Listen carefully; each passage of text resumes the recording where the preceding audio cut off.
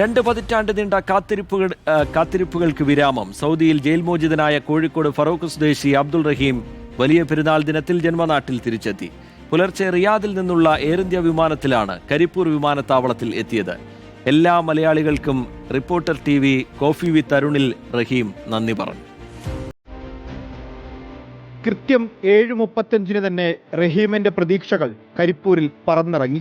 നിറകണ്ണുകളോടെ വിമാനത്താവളത്തിൽ നിന്ന് റഹീം പുറത്തേക്കിറങ്ങി. കൂടെ നിയമസഹായ സമിതി ഭാരവാഹികളും PMA സമീർ MLAയും. എല്ലാവർക്കും നന്ദിയുണ്ടെന്ന് റഹീമിന്റെ ആദ്യ പ്രതികരണം.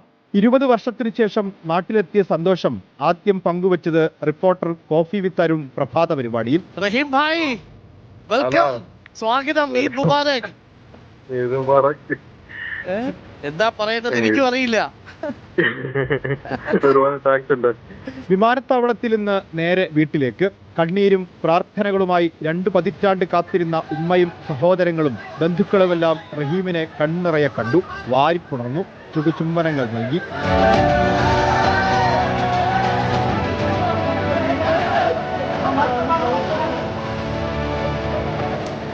ലോക മലയാളികൾ ഹൃദയം തുറന്ന് പ്രാർത്ഥിച്ചതിന്റെയും സഹായിച്ചതിന്റെയും സമ്മാനമാണ് റഹീമിനും ഉമ്മാക്കും ഈ വലിയ പെരുന്നാൾ. വീട്ടിലേക്ക് വല്ലപ്പോഴും വിളിക്കാൻ 15 മിനിറ്റ് സമയം ഒരു ദിവസം കിട്ടാറ്.